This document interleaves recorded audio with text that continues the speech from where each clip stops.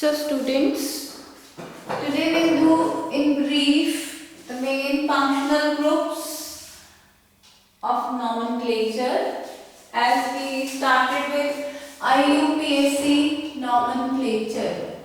IUPAC. आपने सोचा what is the need of this IUPAC system? IUPAC system की हमें ज़रूरत इसलिए पड़ी क्योंकि हमने पहले लेक्चर में ये देखा कि कार्बन जो है it is able to form number of compounds.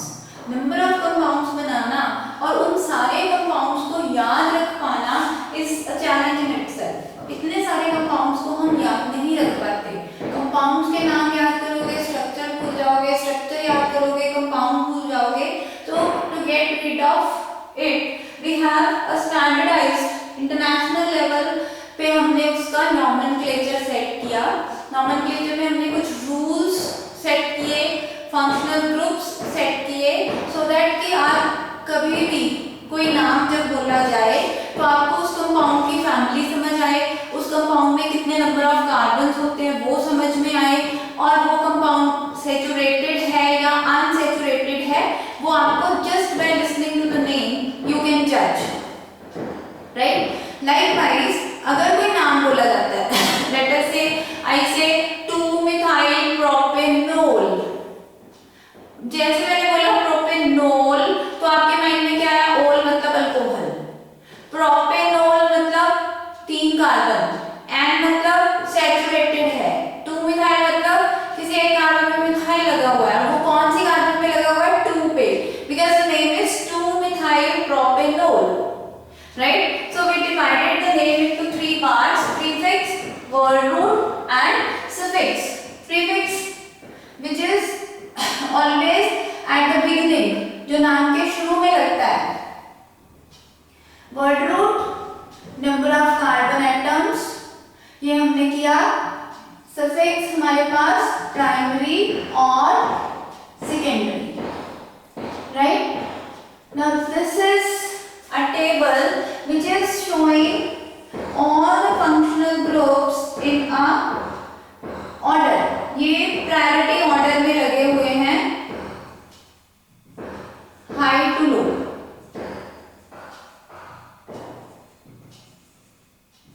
ऐसा कब आपको जरूरत पड़ेगी? जब आपके कंपाउंड में एक से ज्यादा फंक्शनल ग्रुप होंगे तो आपको डिसाइड करना होगा कि इन दोनों में से कौन पेरेंट कंपाउंड बनाएगा और कौन एज अ सब्स्टिट्यूएंट यूज होगा. सब्स्टिट्यूएंट का मतलब क्या होता है कि आप अगर मेन चेन लेते हो उस चेन का कोई ना कोई हाइड्रोजन लेटर से हटा के उसकी जगह कोई ग्रुप लगा दिया गया तो दिस इज सब्स्टिट्यूएंट. और सब्स्टिट्यूएंट हमेशा एज अ प्रीफिक्स आता है.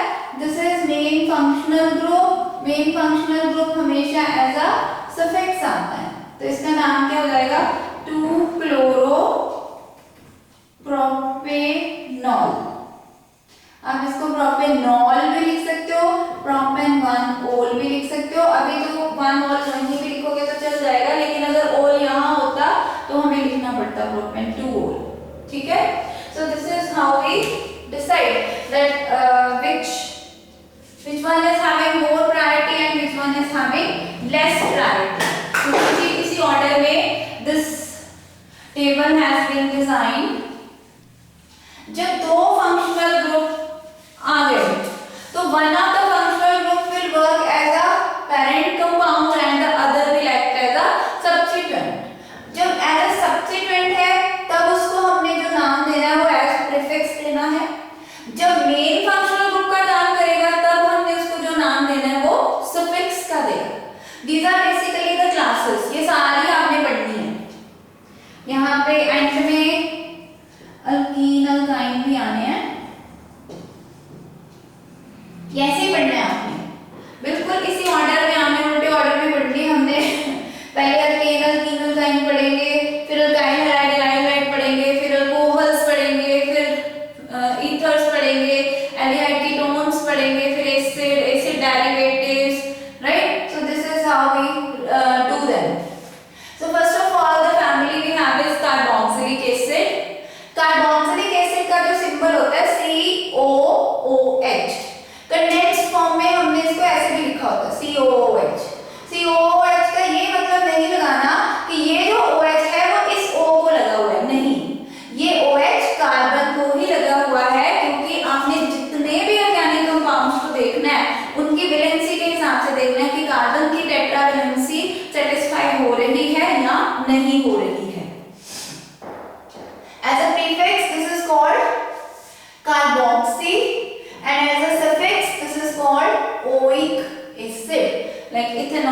acid, methanoic acid, propanoic acid, right? Then we have sulfonic acid, SO3H.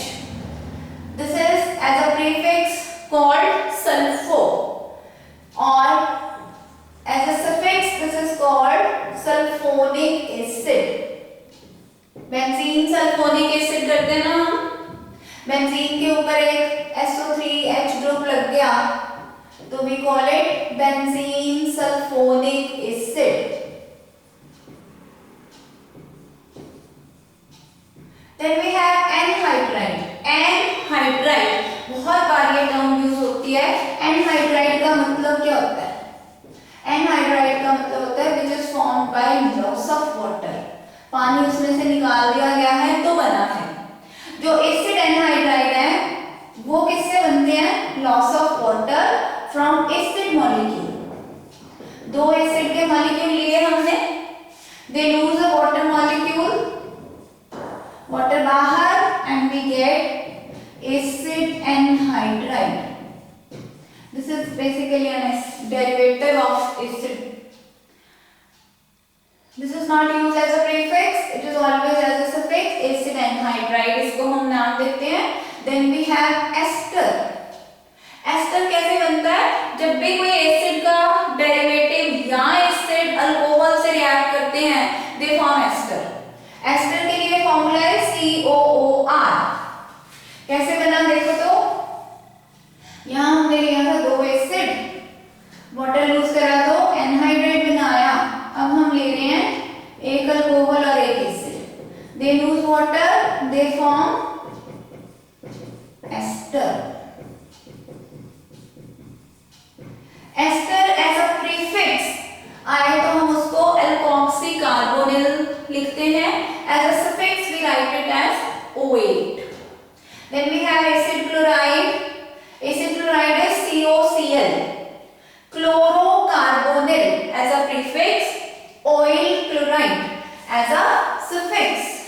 जैसे मान लो हमारे पास है CH3COCl. Now how many carbons are there? 2.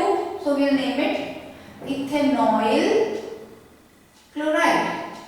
और कॉमन नेम इसका जो है एसिटाइल क्लोराइड. IUPAC नाम तो आपने याद करने ही है, वो तो रूल्स से ही निकल आते हैं. लेकिन in many cases we are to learn the common names. बहुत बार जो क्वेश्चन है वो कॉमन नेम बेस्ड आ जाता है, तो आपने जिन जिन कंपाउंड्स के कॉमन नेम्स चलते हैं उनको जरूर याद रखना है. Then we have amide CONH2. जब ऐसा प्रीफिक्स आता है वी कॉल इट कार्बेमोइड, और जब ऐसा सफिक्स आता है amide. Then we have nitrile CN. As a prefix cyano, as a suffix nitrile. अब इसमें भी एक बात आती है, ये भी ध्यान देने वाली बात है, इसमें बहुत ज्यादा गलती करते हैं हम. This is your alkyl cyanide. ये इसका कॉमन नेम है.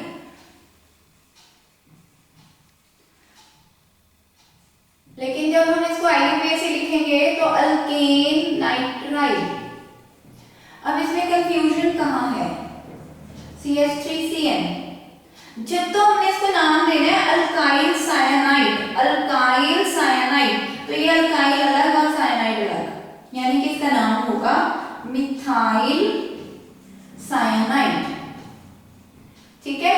पर जब हमने इसको IUPAC नेम देना है अल्केन नाइट्राइल, अल्केन में सारे कार्बन आएंगे, नाइट्राइल अलग रह जाएगा, तो इसका नाम क्या होगा? अल्केन. अल्केन में कितने कार्बन? 2, तो इसका नाम क्या हो जाएगा? Ethane nitrile. So this you have to keep in mind. ये बहुत बार गलती का कारण बनता है कि जब हम साइनाइड कहते हैं तो एक कार्बन छोड़ देते हैं, लेकिन जब हम नाइट्राइल कहते हैं तो सारे कार्बन काउंट करते हैं. Right. Then we have isocyanide. Isocyanide इसी का आइसोमर है, ये हम करेंगे. Then this is called isocyano. Isonitrile as a suffix. Aldehydes. Aldehydes are CHO.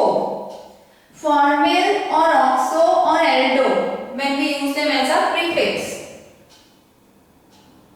Al, al ketone CO, oxo और keto one, alcohol OH, hydroxy, जब हम इसको एज अ प्रीफिक्स यूज करते हैं we name it as hydroxy, and then ol as a suffix, amine NH2, amino name होते हैं amino alkane, 2 amino propane, amine alkanamine, ethanamine, propanamine, butanamine, right. Apart from this we have alkene and alkyne, ये हमें पता है that we use them only in suffix ene and ine. Ine is for alkyne and ene is for double bond. एक confusion आपने ध्यान में रखनी है, this is also sometimes confusing, R aldehyde, RCH जो इसको कंडेंस्ड फॉर्म में लिखते हैं, जब हम इसको एक्सपैंड करते हैं तो ये CO एक्चुअल में जो ऑक्सीजन है वो कार्बन के साथ जुड़ा हुआ है। अब एल्डिहाइड और कीटोन में क्या फर्क है? एल्डिहाइड में एक तरफ अल्काइल ग्रुप है, एक तरफ सिर्फ हाइड्रोजन है, जबकि कीटोन में दोनों तरफ अल्काइल ग्रुप है। This is ketone, this is aldehyde. और जब हम लिखते हैं अल्कोहल RCH2OH, राइट, तो अब ये इसको कैसे एक्सपेंड करेंगे? कार्बन की वैलेंसी 4 है, यहाँ पे कार्बन डबल बॉन्ड के साथ जुड़ा हुआ है, यहाँ पे कार्बन डबल बॉन्ड के साथ जुड़ा हुआ है, लेकिन यहाँ पे कार्बन सिर्फ सिंगल बॉन्ड कैरी कर रहा है, ठीक है। तो this is only single bonded carbon. Fine, यहाँ कई बार कंफ्यूजन होता है स्टूडेंट्स को, so keep it in mind. इसके अलावा जो हमें जानना है कंपाउंड्स के बारे में, उसमें एक बहुत इंपॉर्टेंट चीज आती है primary, secondary and tertiary carbon. Carbon 3 तरह की हो सकती है, प्राइमरी, सेकेंडरी एंड टर्शियरी।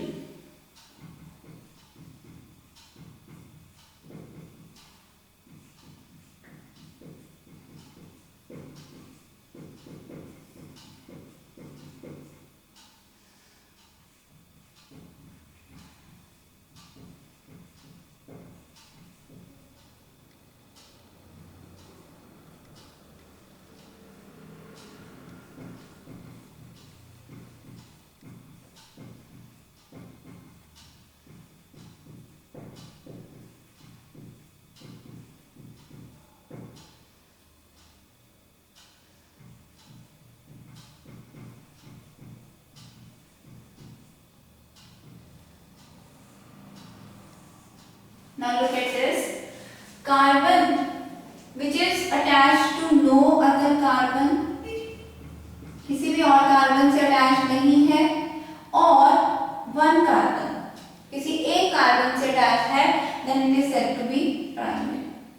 मान लो हमारे पास ये कंपाउंड है, this is a chloroform. क्या ये प्राइमरी है, सेकेंडरी है, टर्शियरी है?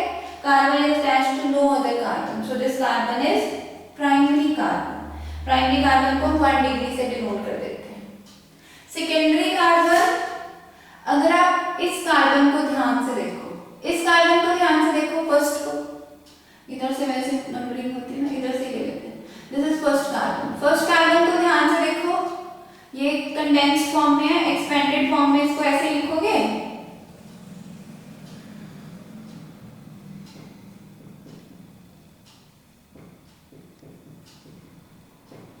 राइट। तो फर्स्ट कार्बन को कितने कार्बन लगे हुए हैं? 1, तो this is primary. Second carbon को कितने?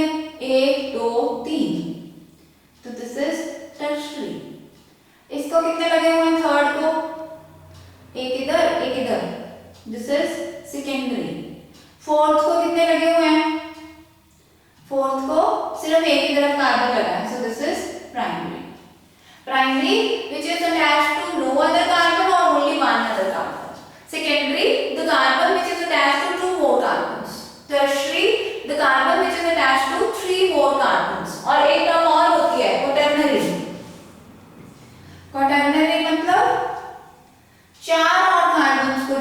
carbon.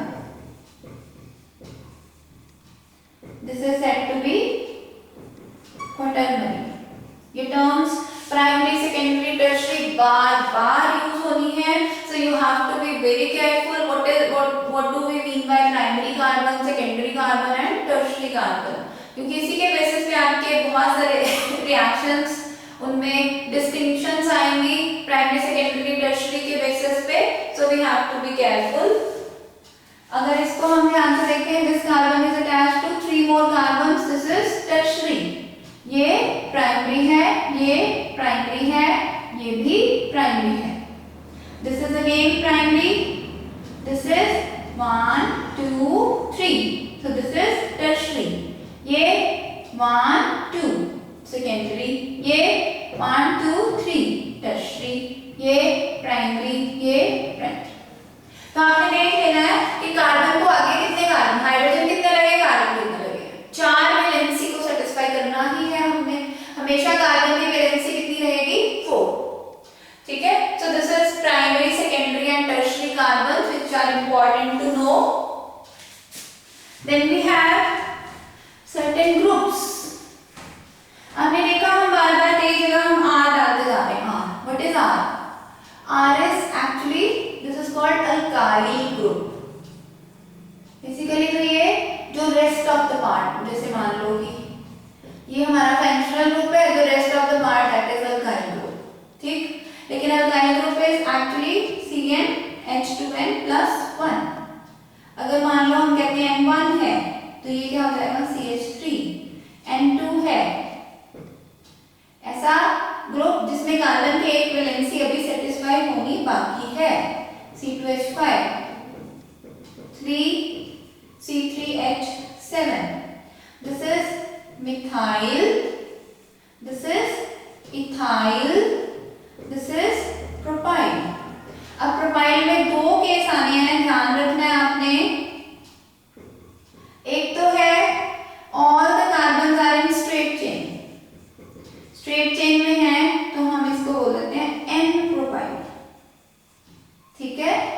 लेकिन अगर ये स्ट्रेट चेन में नहीं है, यहां से फंक्शनल ग्रुप लगा है, जैसे मान लो यहाँ OH लग गया या Cl लग गया या कुछ भी लग गया, then this is not N propyl. This is isopropyl group. Isopropyl group. Isopropyl याद है कहाँ लिखते हैं हम? बेंजीन के ऊपर isopropyl ग्रुप लगा होता है, एटार्ड रिएक्शन में यूज करते हैं इसको. Right. This is isopropyl benzene.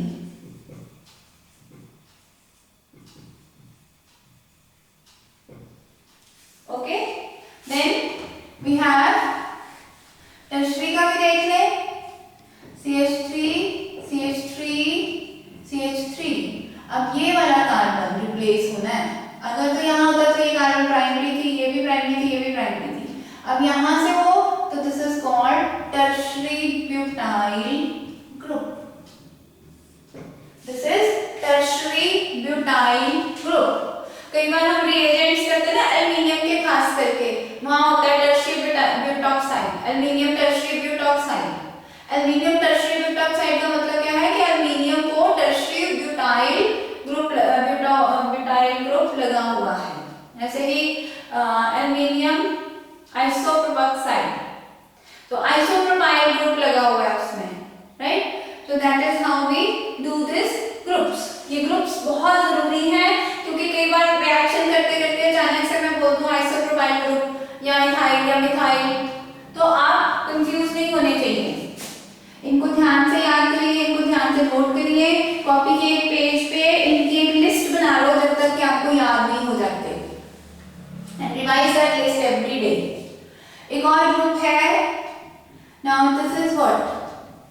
This is ethene.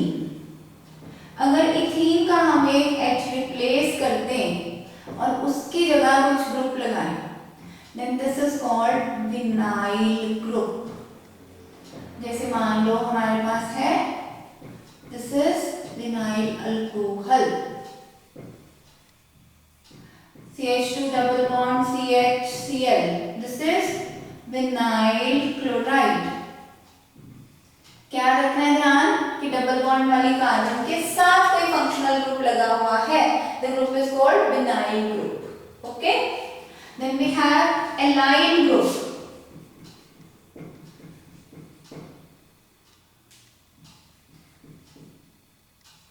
अब ये डबल बॉन्ड इससे नेक्स्ट कार्बन अल्फा कार्बन पे जब ग्रुप लगा हो, डबल बॉन्ड से नेक्स्ट कार्बन पे ग्रुप लगा हो, तो इस ग्रुप को हम कहते हैं अलाइल ग्रुप।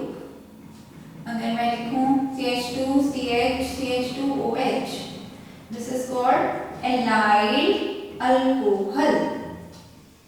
और अगर मैं लिखूं CH2 CH CH2 Cl, तो this is allyl chloride.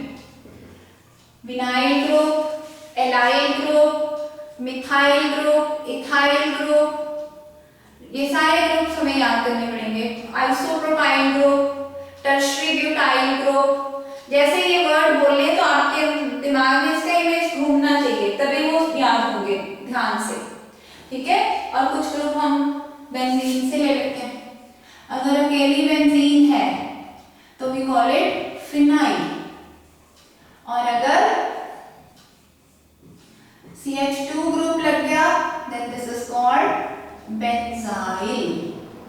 Benzyl ये बहुत बार आएगा आपके पास, benzyl alcohol CH2OH, benzyl chloride CH2Cl, right. So ये सारे ग्रुप्स आपके पास बार बार आएंगे। अब आपके पास एक नॉमेनक्लेचर की असाइनमेंट आ गई हुई है। By tomorrow you finish that assignment and tomorrow we'll discuss the assignment part.